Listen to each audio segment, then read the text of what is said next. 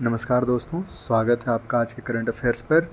आज है 4 जुलाई और शुरू करते हैं आज के करंट अफेयर्स। लेकिन स्टार्ट करने से पहले मैं आपको एक जानकारी दे दूं, इसकी जो ये पीडीएफ है वो आपको मेरे व्हाट्सएप चैनल पे मिल जाएगी, क्योंकि टेलीग्राम चैनल पर मैं जितनी बार भी डाला हूँ वो कॉपीराइट स्ट्राइक मार के बंद करवा देते हैं। मतलब मेरे 4 चैनलों पे कॉपीराइट स्ट्राइक आ चुकी है, तो इसलिए मैं व्हाट्सएप पर दे रहा हूँ। तो नीचे ना आपको डिस्क्रिप्शन पे लिंक मिल जाएगा, है ना, तो आप उस चैनल को ज्वाइन कर लीजिए। वहाँ से आप चैनल मतलब इस पीडीएफ को प्राप्त कर सकते हैं। अब चलिए नेक्स्ट हम सबसे पहले हम लोग देखते हैं WHO जो है उन्होंने तंबाकू, शराब और शर्करा युक्त मतलब शुगर से जो ये है पेय पदार्थ है, ड्रिंकिंग जो होते हैं ड्रिंक्स, उन पर कीमत बढ़ाने के लिए 3/35 पहल शुरू की। 3/35 पहल, बस यही याद रखना है। और अगर आपको कुछ ये रखना है कि स्वास्थ्य कर क्या होता है, कि लोगों को स्वास्थ्य पर अगर कोई नकारात्मक असर कर रहा है तो उस पर कर लगाया जाता है, यही बात है। स्वास्थ्य कर की आवश्यकता क्यों है? स्वास्थ्य प्रभाव जैसे तंबाकू और शर्करा युक्त पेय पदार्थों जो है वो गैर संचकारी रोग मतलब नॉन कम्युनिकेबल डिजीज़ को बढ़ावा देता है, जिस जो वैश्विक स्तर पर होने वाली मौतों के 75% से अधिक के लिए जिम्मेदार है ये। इसका आर्थिक प्रभाव भी बहुत ज़्यादा होता है कि समाज और अर्थव्यवस्था को नुकसान पहुंचता है इससे। मतलब बहुत इसमें होते हैं ना, शुगर पेशेंट हो जाते हैं। भारत में तो diabetes capital of the world कहा जाता है भारत को, तो एक तरीके से इसको इस परिप्रेक्ष्य में भी देख सकते हैं।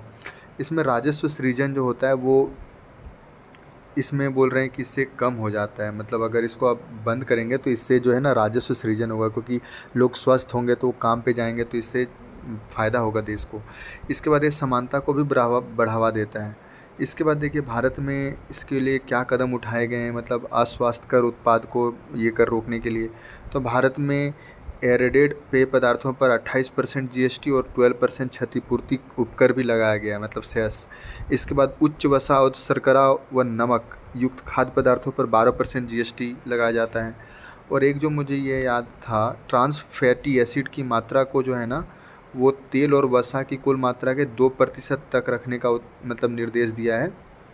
एक सेकेंड, यस यस, सॉरी, हाँ। तो देखिए ये जो है इसको 2% रखने का निर्देश दिया है। इसके बाद जो नेक्स्ट खबर निकल के आ रही है वो कि इस पर सफल प्रयोग कहाँ पे हुआ था इसका मतलब।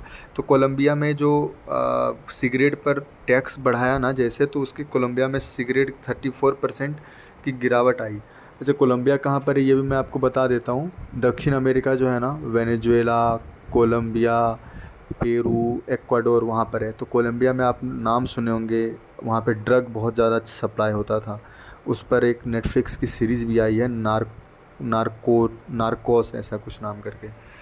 तो वो मूवी देख लीजिएगा, आपको पता चल जाएगा कि कोलंबिया सिगरेट मामले में, क्राइम के मामले में कितना ज़्यादा मतलब ये है, फेमस है, इनफेमस है एक्चुअली। अब देखिए सऊदी अरब जो है उन्होंने भी 50% अगर कर जब लगाया ना तो उसमें 19% की कमी आई थी। तो ये एग्जाम्पल्स हैं। अब भारत की ना प्रधानमंत्री की यात्रा हो रही है अभी ग्लोबल साउथ में, तो ये ग्लोबल साउथ को लेकर आर्टिकल्स हैं, तो थोड़ा सा इस पर देख लिया जाए। पहले बोला जा रहा है इसमें कि द्वितीय विश्व युद्ध के बाद जो विश्व की अर्थव्यवस्था जो है ना वो तेज़ी से बदल रही है। तो उसमें ये कहा गया कि वैश्विक शक्ति संतुलन जो था वो द्विध्रुवीय हो गया, मतलब डाईपोलर हो गया था, मतलब सेकेंड वर्ल्ड वॉर के बाद। कौन कौन था? यूएसए था और यूएसएसआर था। इसके बाद 1991 में सोवियत संघ का विघटन हो गया। इस तो अमेरिका जो है, संयुक्त राज्य अमेरिका, वो एकमात्र महाशक्ति बन गया। इस एक ध्रुवीय विश्व व्यवस्था की शुरुआत हुई। लेकिन अब जो है ना वो ग्लोबल साउथ का दौर है। तो ग्लोबल साउथ क्या है भाई? तो ये जो देश है ना, जो दक्षिणी गोलार्ध में देश हैं, देखिए इसमें एक मैप भी दिया है आपको, मैं दिखाता हूँ। ये देखिए ये जो देश है ना, यहाँ पे ये इन सभी देश को ग्लोबल साउथ कहा जाता है। और ये जो लाइन जो है ना उसको ब्रेंट लाइन कहा जाता है। तो अभी यहीं पर दिया हुआ है वो अभी हम लोग इसी को देखते हैं। तो देखिए ब्रेंट लाइन जो है ना, ब्रेंट रिपोर्ट में विश्व के देशों को ग्लोबल नॉर्थ और ग्लोबल साउथ में वर्गीकृत किया गया था, तो वहीं से इसको आया है, मतलब ब्रेंट लाइन का कॉन्सेप्ट आया था और ग्लोबल साउथ का। तो इसमें देखिए इसका क्या महत्व है अभी के मतलब परिप्रेक्ष्य में, अभी की वैश्विक दशा को देखते हुए। तो इसके आर्थिक समृद्धि की ओर देखें तो विश्व व्यापार में 40% हिस्सेदारी ग्लोबल साउथ की है। इसके बाद जो है वैकल्पिक संस्थानों को मजबूत ये करता है, जैसे न्यू डेवलपमेंट बैंक है, फिर ब्रिक्स बैंक में कॉन्टिनेंटल रिजर्व अरेंजमेंट जो है, ब्रिक्स आकस्मिक आरक्षित व्यवस्था ये जो शुरू की गई है, ये एक प्रकार से एक नए विकल्प को जन्म देती है। जो IMF व वर्ल्ड बैंक जो एकल संस्था बनाकर बैठे थे अपनी मोनोपोली, उसको एक तरीके से इसका एक वैकल्पिक रूप भी ये बताता है। तो ये बताया। फिर एक है मुखर कूटनीति, जो है जलवायु परिवर्तन जो है COP27 में लॉस एंड डैमेज फंड की भूमिका इनकी रही है। इसके बाद जनआंशिकीय बल, मतलब ग्लोबल साउथ की दुनिया की अधिकांश आबादी रहती है और यहाँ पे जनआंशिकीय लाभांश में है। आप देखिए डेवलप्ड कंट्री में जो है, ग्लोबल नॉर्थ में जितने भी मतलब कंट्री हैं, वहाँ पर डेमोग्राफिक डिविडेंड कम हो रहा है। वहाँ पे वृद्धों की संख्या ज़्यादा हो रही है और जवानों की संख्या कम हो रही है। और ये ग्लोबल साउथ में ऐसा नहीं है। ग्लोबल साउथ में मतलब नौजवान जो हैं वो जनआंशिकीय लाभांश ज़्यादा है। इसके बाद वाइब्रेंट साउथ साउथ कोऑपरेशन, ये सब बढ़ावा दिया जा रहा है। बस यही है। चलिए अब हम लोग आगे बढ़ते हैं। ये बताया है कि रासायनिक हथियार निषेध संगठन, organisation of prohibition of chemical weapon, उनका जो है नई दिल्ली में एशिया के पक्षकार देशों के राष्ट्रीय प्राधिकरणों की 23वीं क्षेत्रीय बैठक हुई थी। तो इतनी हमें जानना नहीं है, हमें ये जानना है कि है क्या। तो राष्ट्रीय हथियार अभिशमन जो है, केमिकल वेपन कन्वेंशन जो है, ये जो है रासायनिक हथियार अभिशमन को लागू करने की मुख्य संस्था है। 1997 में लागू हुई थी, 1992 में आया था, 1997 में लागू हुई थी। ये विश्व का पहला बहुपक्षीय निशस्त्रीकरण समझौता है। मतलब लोग इनको एक्सेप्ट भी किए। जैसे 1993 देश इसमें शामिल हुए हैं, मतलब लगभग सभी देश ही शामिल हुए हैं इनमें। ये जो है, ये भारत इनका प्रारंभिक हस्ताक्षर करता है और इनको नोबेल शांति पुरस्कार से भी नवाजा गया है। जब भारत में इस संधि को लागू कौन करता है, तो इनको लागू करने की जिम्मेदारी जो है वो NACWC की है, जो रासायनिक हथियार अभिशमन अधिनियम 2000 के तहत गठित की गई थी। अब देखिए आगे बढ़ते हैं। इसमें यह है कि भारत की जो ICC है, मतलब इंडियन केमिकल काउंसिल है, उनको OPCW के द हेग पुरस्कार से सम्मानित किया गया था। अब चलिए आगे देखते हैं। इस पर छत्तीसगढ़ वन विभाग ने सामुदायिक वन संसाधन अधिकार पर जारी निर्देश वापस लिए। उन्होंने ऐसा वापस क्या किया था उन्होंने कि सामुदायिक वन संसाधन अधिकार जो है ना, उन पर रोक लगा दी थी उनके कार्यों पर। तो ये होता क्या है, तो सबसे पहले इसको देख लेते हैं। जैसे सामुदायिक वन संसाधन अधिकार जो है वो वन अधिकार अधिनियम 2006 के अंतर्गत आया था। इसमें यह कहा गया था कि ग्राम सभा के माध्यम से सामुदायिक वन संसाधन का संरक्षण, पुनरुद्धार या परिरक्षण या प्रबंधन करने का अधिकार होगा ग्राम सभा को।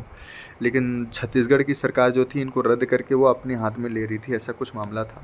तो देखिए, सामुदायिक वन संसाधन वह भूमि होती है जो पारंपरिक रूप से किसी समुदाय विशेष द्वारा संधारणीय उपयोग के लिए संरक्षित एवं प्रतिबंधित किया जाता है।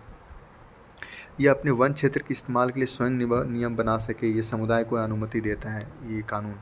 कौन सा कानून? वन अधिकार अधिनियम 2006। ये देखिए, वन अधिकार अधिनियम 2006। अब इस पर देखिए, सबसे पहला जो है ना, वन अधिकार अधिनियम है क्या भाई? तो वनवासी समुदायों के साथ इतिहास में हुए अन्याय को दूर करना, उनकी आजीविका और खाद्य सुरक्षा को सुनिश्चित करना, व्यक्तिगत अधिकार भी दिए गए थे कि खेती आप कर सकते हैं, यहाँ रह सकते हैं, यहाँ यथावस्थ स्थान पर पुनर्वास भी कर सकते हैं आप। इसमें सामुदायिक अधिकार भी दिए गए थे, जैसे वनों में मौजूद जल निकायों का आप उपयोग कर सकते हैं, पशुओं को चरा सकते हैं, मछली पकड़ सकते हैं। बौद्धिक संपदा जो है, उनका पारंपरिक ज्ञान का आपको अधिकार मिलेगा यहाँ पर। और आप लोग तो जानते होंगे, इसमें जो बौद्धिक संपदा का जो है, अगर इनको कोई लेता है तो इन सबको रॉयल्टी भी दिया जाता है ना, तो वो भी एक इम्पॉर्टेंट चीज़ है। पारंपरिक प्रथागत अधिकारों की रक्षा भी करने की बात शामिल थी इनमें। तो यही देखिए, यहाँ पर ये कर रहे हैं, मतलब प्रदर्शन कर रहे थे। इसके बाद ही रिपील किया गया। भारत में रसायन उद्योग को सशक्त बनाया जाएगा। तो अभी नीति आयोग की एक रिपोर्ट आई है, उसमें यह कहा गया कि अगर वित्तीय और गैर वित्तीय स्तर पर भारत के द्वारा सही प्रयास किया जाए, तो भारत का जो रसायन क्षेत्र है वो 2040 तक $1 ट्रिलियन होने का मतलब क्षमता रखता है। अभी कितना है? अभी है मात्र 3.5%, और बोल कितना रहा है? 12% होने की मतलब क्षमता रखती है। अब देखिए, वो तो है ही, अगर अच्छे से करेंगे तो हम लोग आगे बढ़ ही सकते हैं। इसमें यह है कि चुनौतियां क्या क्या है। आयातित कच्चे माल पर निर्भरता है, अनुसंधान और विकास पर कम निवेश हो रहा है हमारे देश में, पेशेवरों की भी कमी है, और चुनौतियां खराब अवसंरचना, लॉजिस्टिक की क्षमताएं, जटिल विनियामक ढांचा, ये तो सब में लिख सकते हैं आप, तो वो सब है ही। अब इसमें क्या क्या करने बोल रहा है कि आप निवेश को बढ़ावा दीजिए, वायबिलिटी गैप फंडिंग जैसे आप कॉन्सेप्ट लाइए। वायबिलिटी गैप फंडिंग ये होता है कि जैसे सरकार द्वारा एक कोष बनाया जाता है कि आप किसी परियोजना में निवेश कीजिए, अगर उस पे आपको लॉस होता है तो सरकार उस लॉस को पूरा करने के लिए आपको पैसे देगी। तो जो पैसा है ना, उसी को कहते हैं वायबिलिटी गैप फंडिंग, मतलब गैप, जो आपका पैसा गैप हुआ उसको फंड करेगी। तो देखिए, विश्व स्तरीय केमिकल हब्स स्थापित करना, सही बात है। शीघ्र पर्यावरण मंजूरी, मुक्त व्यापार समझौते सुरक्षित करना, तो ये तो है ही। अब देखिए, सर्विलेंस प्राइजिंग। सर्विलेंस प्राइजिंग ये होता है कि अगर आप ऑनलाइन या फिर ऑनलाइन रिटेलर से, कंपनियों से कुछ सामान खरीदते हैं कंपनियों से, तो आपके द्वारा, उस कंपनियों के द्वारा जो आपका एकत्रित किया हुआ जो डेटा है उनका उपयोग करके वो उत्पादों या सेवाओं की कीमत बढ़ाते हैं, घटाते हैं, वैसा। तो देखिए, सर्विलांस करके प्राइसिंग को मॉडिफाई कर रहे हैं, तो वही बात है। अच्छा, कैसे सर्विलांस, कैसे आपकी ब्राउजिंग हिस्ट्री, स्थान, खरीदार इतिहास, बहुत कुछ इसमें शामिल करते हैं ना, तो उसके आधार पर ये सब करते हैं। अब देखिए, polar anti cyclone. Anti cyclone का मतलब ये होता है उच्च दबाव का क्षेत्र। जैसे साइक्लोन होता है तो साइक्लोन का मतलब ये होता है निम्न दबाव का क्षेत्र। जैसे यहाँ पर अगर साइक्लोन हो रहा है तो ऐसे इधर से जो वायु आएंगी ना इस पर, तो यहाँ पे निम्न दबाव का क्षेत्र हो रहा है। जबकि एंटी साइक्लोन में ही उल्टा होता है कि इधर जा रहे हैं, वायु इधर जा रही है, देख रहे हैं, वायु इधर जा रही है। तो एंटी साइक्लोन, इनका यही मतलब होता है। तो उच्च दबाव है बीच में, तो हवाएं, मतलब हवाएं यहाँ से दूर भाग रही है टाइप से। अब सतह के पास बहुत हवा, बहुत ठंडी हो, तो हवा ठंडी होगी तो क्या होगा, भारी हो जाएगा, बैठ जाएगा, और जैसे भारी होगा तो दूर जाएगा, वहाँ हाई प्रेशर डेवलप हो जाएगा, तो वही बोल रहा है उच्च दबाव हो जाएगा। अब देखिए, प्रति चक्रवात जो है, हाँ ठीक है, इसमें ऐसा कुछ नहीं है। इसमें बोला उत्तरी गोलार्ध में दक्षिणावर्त और दक्षिण गोलार्ध में एंटी क्लॉकवाइज ऐसी बहती है, ठीक है। अपाची हेलीकॉप्टर, इसमें कुछ भी जानना नहीं है, मतलब नॉर्मल बातें दी गई कि उन्नत सन रेडार होंगे, ठीक है। अब देखिए ग्लोबल, अच्छा सॉरी, इस पर आगे भी है कुछ। रक्षा अधिग्रहण परिषद, डिफेंस एक्विजिशन काउंसिल, इसमें दो चीज़ याद रखने हैं कि ये करता क्या है। ये जो है ना, सामरिक रक्षा खरीद जो है उनकी योजना का निर्माण करते और निगरानी के लिए सर्वोच्च संस्था है कि खरीद हो रहा है कैसे, उनका देखने का। तो इनकी अध्यक्षता केंद्रीय रक्षा मंत्री करते हैं, राजनाथ सिंह अभी कर रहे हैं। तो चलिए अब आगे बढ़ते हैं। पीस इंडेक्स छोड़ दीजिए इसको। करियालच्ची द्वीप, करियालच्ची द्वीप में हुआ क्या है, ये भारत के तमिलनाडु में द्वीप है। यहाँ देखिए, थोड़ा सा फिगर में दिख भी रहा होगा। तो यहाँ पे है क्या, तीव्र अपरदन हो रहा है और बढ़ते समुद्री जलस्तर के कारण ये काफ़ी हद तक डूब गया है। यह मन्नार की खाड़ी समुद्री राष्ट्रीय क्षेत्र में स्थित है, रामेश्वर और तूतुकुड़ी के बीच। मन्नार की खाड़ी समुद्री राष्ट्रीय उद्यान में करियाचल्ली द्वीप है ना, बस इतना याद रखना है। इसके बाद देखिए, कश्मीरी पश्मीना शॉल। तो ये कश्मीरी पश्मीना शॉल कैसे बनती है, चांगथांगी बकरी के मुलायम ऊन से बनती है। ये चांगथांगी बकरी के मुलायम ऊन से कश्मीरी पश्मीना शॉल, चांगथांगी बकरी के मुलायम ऊन से, ठीक है। अब देखिए, इसमें ये आया क्यों, घाना में अभी जो यात्रा कर रहे हैं भारत के प्रधानमंत्री, वो वहाँ पे गिफ्ट दिए थे ये सब। तो थोड़ा सा आगे भी देख लें और क्या क्या गिफ्ट दिए हैं भाई। तो विदरी वेयर फूलदान दिए थे, जो कि बिदर से है, कर्नाटक से। चांदी का तास्करी पर्स, जो कि ओडिशा से है, कटक से। और फिर मिनिएचर अम्बावारी हाथी, जो पश्चिम बंगाल से है। इसमें मिनिएचर अम्बावारी हाथी को छोड़कर बाकी सबको जीआई टैग मिला गया है। जैसे देखिए, ये कश्मीरी जो पश्मीना शॉल है उनको भी जीआई टैग दिया गया है। इसके बाद जो है बिदरी वेयर फूलदान को भी जीआई टैग है। चांदी का तास्करी पर्स, इनको भी जीआई टैग है। अब चलिए आगे बढ़ते हैं। अंतर्राष्ट्रीय ओलंपिक समिति, अभी भारत ने बोल रही थी ना, भारत बोल रही थी कि 2036 के ओलंपिक को हम लोग मेज़बानी करने के लिए अपनी दावेदारी को पेश करेंगे। तो अभी अंतर्राष्ट्रीय ओलंपिक समिति ने ना कुछ चिंताएं प्रकट की है भारत को लेकर। तो सबसे पहला ये है कि भारतीय ओलंपिक संघ के गवर्नेंस का संकट।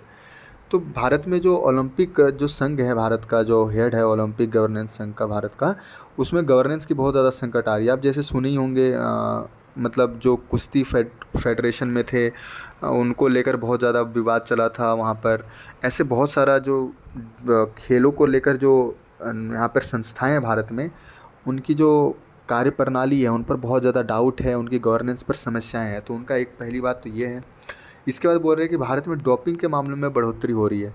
और इनको ना, आप अगर चाहेंगे ना तो आप यूट्यूब में देख सकते हैं। एक मैंने देखा था, सोच बाय मोहन मांगे, एक ऐसा कुछ नाम है चैनल का नाम। वो डोपिंग क्यों बढ़ रहा है भारत में बहुत अच्छे से डॉक्यूमेंट्री की तरह दिखाएं आधे घंटे में। तो उनसे यह मुझे पता चला कि जैसे डोपिंग जो है ना, स्टार्टिंग में तो किसी को पता ही नहीं होता कि डोपिंग होता है क्या। उन सबको लगता है कि ये नॉर्मल जैसे हम लोग खाते हैं तो वैसे ही ये प्रकार का सप्लीमेंट है, तो उनको पता नहीं है कि ये डोपिंग होता भी है, और जब तक उन्हें पता चल जाता है तब तक वो बाहर हो चुके होते हैं। तो डोपिंग भारत में ये होता है ना कि आप डोपिंग जो होगा ना वो स्टेट लेवल से स्टार्ट, मतलब नेशनल लेवल से टेस्टिंग स्टार्ट होता है। आप स्टेट लेवल में पता भी नहीं चलेगा डोपिंग किया या नहीं, ये आपको नेशनल लेवल में वहाँ पे छांट देते हैं, वहाँ पे डोपिंग एजेंसी का मतलब भूमिका सामने आती है। तो एक बड़ी समस्या है वहाँ पे, भारत के युवा जो है ना उनको जानकारी का अभाव है बहुत ज़्यादा। अब देखिए आगे बढ़ते हैं इस पे। और अंतर्राष्ट्रीय ओलंपिक समिति जो है वो 1894 में स्थापित की गई थी। इसमें यह है कि ये जो है ना ये पूरी तरीके से निजी स्रोतों से वित्त पोषित होती है। बस सबका स्विट्ज़रलैंड में ही होता है, तो ये भी स्विट्ज़रलैंड में ही मुख्यालय है। अब देखिए ब्लू नील नदी जो है वहाँ पर इथोपिया में ग्रैंड इथोपियन रेनेसा डैम का मतलब अभी बनकर तैयार हुआ है। इथोपिया का ग्रैंड इथोपियन रेनेसा डैम, ये अफ्रीका की सबसे बड़ी जल विद्युत परियोजना मानी जा रही है। अब क्या बताया मैंने आपको, ग्रैंड इथोपियन रेनेसा डैम, और ब्लू नील नदी पर बनेगी। तो थोड़ा इसको देख लिया जाए, और देखिए थोड़ा सा है ना, ये देखिए यहाँ से जाती है ब्लू नील नदी। ये देखिए टाना लेक टाना से जाती है, लेक टाना से, ये इथोपिया है, इथोपिया में लेक टाना है, और लेक टाना से ब्लू नील नदी जाती है, खार्तूम में मिलती है किससे, वाइट नील से। वाइट नील कहाँ से स्टार्ट होती है, वाइट नील स्टार्ट होती है लेक विक्टोरिया से। लेक विक्टोरिया कहाँ कहाँ है, केन्या, तंजानिया और युगांडा। ये देखिए यूकेटी याद रखिए आप, है ना, यूकेटी मतलब होता है युगांडा, के फॉर होता है केन्या, टी फॉर होता है तंजानिया। तो यूकेटी से स्टार्ट होता है, मतलब ये लेक विक्टोरिया से ये जाती है वाइट नाइल रिवर यहाँ पे, और यहाँ से इथोपिया से लेक टाना से निकलती है ब्लू नाइल, और यहाँ खार्तूम में मिलती है, और खार्तूम में मिलकर नील नदी बनाती है। और नील नदी जो है वो आगे बढ़ते बढ़ते अलेक्जेंड्रिया में जाती है, मेडिटेरियन सी के पास। बस आपको इतना याद रखना है। तो आपको ये पता होना चाहिए कि कहाँ पे बन रही है डैम जो है, वो डैम का नाम था ग्रेट इथोपियन रेनेसा डैम। वो बन रही है यहीं पर कहीं, इथोपिया में बन रही है ब्लू नाइल रिवर में, तो यहीं पर बन रही होगी कहीं पर। चलिए आज की तो न्यूज़पेपर एनालिसिस समाप्त होता है, कल आपसे मिलते हैं फिर, तब तक अपना ध्यान रखिएगा, नमस्कार।